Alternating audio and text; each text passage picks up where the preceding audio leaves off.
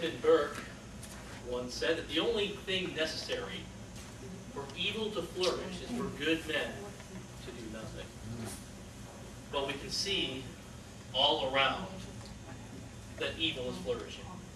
It's evident. Walk outside and you can see it. Turn on the TV, you can see it. But what's the cause? Good men have done nothing. Well, this afternoon, you can see, seated around you, men who are tired of doing nothing. But I'm sorry to say there are some who are just committed almost, just watching as our morals fall, our Constitution is trampled over, and our rights are being taken away one by one, and our God is mocked. Nothing is no longer an option. That's right. For far too long, we as Christian conservatives have remained on the sidelines. Sure, we've complained, we've griped, we've aired our grievances, but we've done so on the sidelines. As our state hurls itself towards the same fate of Sodom, many of us only sit and talk. We've almost convinced ourselves that, hey, we're in liberal Massachusetts, right? Nothing can be done. We have had this spirit of dissatisfaction, spirit of defeatism that's kind of crept in unawares and it's just overtaken us. But as Tom said, enough is enough. You know, people often ask me out on the campaign trail, almost the number one question is your message getting out? And the answer is absolutely yes. See, I'm finding more and more people who think and believe just like we are. The problem is they're not speaking out. They're of this opinion that we just can't do anything, so we're not going to bother, so we're just going to sit on the sidelines and, yeah, we'll just vote for whoever the Republican is or whoever, we'll just cast our vote, hold our nose, and hope for the best, right? Well, where has that gotten us? We're getting worse and worse and worse and worse. The people I'm meeting don't need to be convinced that we're right. They know we're right. I'm going out, I don't meet too many people that really enjoy paying their federal income taxes every year. I don't meet many people who celebrate on the 15th of April every year. No, they're tired of it. I'm meeting people who are tired of giving so much of their paycheck to Washington and then having on the other side having to beg for it back because they don't have enough money for health insurance. They don't have enough money to set their own retirement plans. They don't have enough money for their own prescription drug problems. We're sending it to Washington and we're begging for it back. People are tired of that. People are tired of the federal over-regulations. They're tired of the government intrusion. They know that. People would agree with us when it comes to this illegal war in Iraq.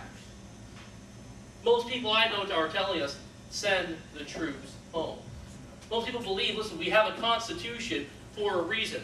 Our president has no right to unilaterally declare war on anybody. That is a job exclusively for the Congress, who also neglected to fulfill their responsibility. We have no right, people agree with us, we have no right to invade a sovereign nation simply because we think that they might someday be able to pose a threat to us. No. People don't buy that. People are still looking for these weapons of mass destruction. Send the troops home. That's what they're saying. People would agree with us that, speaking of sending the troops home, there are other people we like to send home. 12 million illegal immigrants. People are tired of our laws not being enforced. Yes, let's build the fence. Absolutely. Let's send them back home. They're here illegally. They're here against the law. Therefore, they ought to feel the wrath of that law. We don't have to convince too many people of that. Just apparently those running for office. Amnesty is not an option. Nobody wants that as an option except Nikki Songus, apparently. We're tired of that. We're tired of illegal aliens stealing our jobs, making our streets less safe.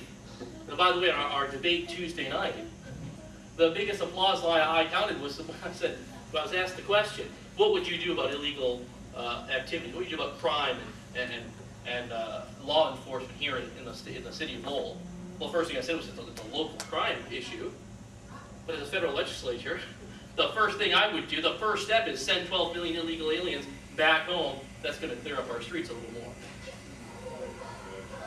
People already agree with us. They're sick and they're tired of their laws not being enforced. Our resources being taken away by those who've come illegally. And as we think about this idea of the home, people are tired of the attacks on our homes, the attacks on the family. They realize that our homes and our families are being attacked on several different fronts. They're being attacked by our own schools. Tom Fallon just mentioned what they want to teach his 4-year-old. That's ridiculous. Normal common sense tells us that. And people agree. They're taking away parental rights, instead feeding us this atheistic brainwashing. People can see that. They don't need to be convinced of that. They see the courts even attacking the family, trying to redefine what a family actually is. Well, I don't need a court to define that. My Bible already defines that. And by the way, as Brother Linwood will let you know, the Bible says marriage is between a man and a woman, but that's something that God has brought together that we're told specifically not to rip apart. We're getting attacked by the schools, by the courts, by our culture at large. You turn on the TV anytime during the night. It's not safe for your children to watch anymore, is it? With the decadence, with the depravity, that's headline. Prime time, right? For everyone to see. And if we're not laughing along, we're intolerant because we don't appreciate degradation. They can see this. Our government is attacking the home. People can notice that. They notice that because they're working 2 or 3 jobs because, hey, their good-paying job's been shipped overseas, and they're getting heavily taxed, so they've got to work 2 or 3, and so we can't even spend time with the children. And some of us are lucky to have children that survived survived the womb because of this horrible slaughter of innocent unborn children we call abortion, which is government protected,